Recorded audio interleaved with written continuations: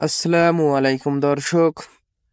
ষষ্ঠ গণবিজ্ঞপ্তি ৩৫ ঊর্ধ্বশ্রেণী ৬৫ জনের কি হবে এমন একটি খবর প্রকাশিত হয়েছে দ্য ডেইলি ক্যাম্পাস পত্রিকায়। ভিডিওটির মূল আলোচনায় যাওয়ার পূর্বে এখনও যারা আমাদের চ্যানেলে সাবস্ক্রাইব করেনি অবশ্যই চ্যানেলে সাবস্ক্রাইব করুন এবং পাশে থাকা বেল আইকনটি অন করে রাখুন। চলুন জেনে নেই সেই ৬৫ ঊর্ধ্ব জনের কি হবে এই বিষয়ে। ১৮তম শিক্ষক নিবন্ধনে চূড়ান্তভাবে উত্তীর্ণ হয়েও বয়স না থাকায় ৬৫ প্রার্থীকে আবেদনের সুযোগ দেওয়ার নির্দেশ দিয়েছিল হাইকোর্ট। তবে এই প্রার্থীরা এখনও আবেদনের সুযোগ পাননি।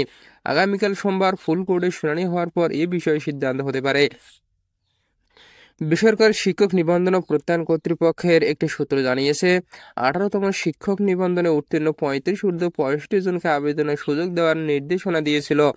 এই নির্দেশনার বিরুদ্ধে রিভিউ আবেদন করা হয়েছে। রিভিউ আবেদনের শুনানি শেষে আদালতে যে নির্দেশনা দেবে সে অনুযায়ী ব্যবস্থা নেওয়া হবে।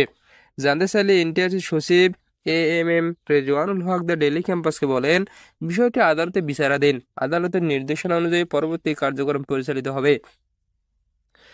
প্রসঙ্গত ২০২৩ সালে ২ নভেম্বর ১৮তম শিক্ষক নিবন্ধন পরীক্ষার বিজ্ঞপ্তি প্রকাশ করে এনটিআরসি।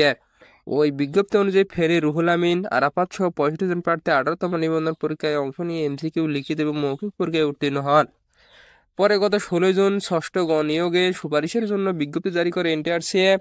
তবে সেই বিজ্ঞপ্তিতে আবেদনের জন্য প্রার্থীর বয়সসীমা বিজ্ঞপ্তির তারিখ সর্বোচ্চ ৩৫ বছর নির্ধারণ করে দেওয়া হয়। সে অনুযায়ী রুহুল আমিন, আরাফাত সহ ৬৫ জন প্রার্থী আবেদনের সুযোগ না পেয়ে হাইকোর্টে রিট করেন। ওই রিটের শুনানি গত মঙ্গলবার ৮ জুলাই বিচারপতি মোহাম্মদ আকরাম হোসেন চৌধুরী এবং বিচারপতি ফয়েজ আহমেদের হাইকোর্ট বেঞ্চ ১৮তম নিবন্ধন সনদধারী ৬৫ প্রার্থীকে আবেদনের সুযোগ দেওয়ার নির্দেশনা দেন।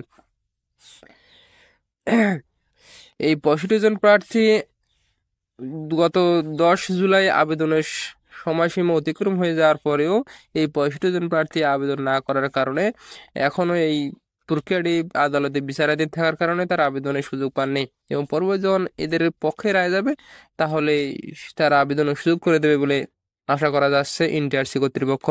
ধন্যবাদ।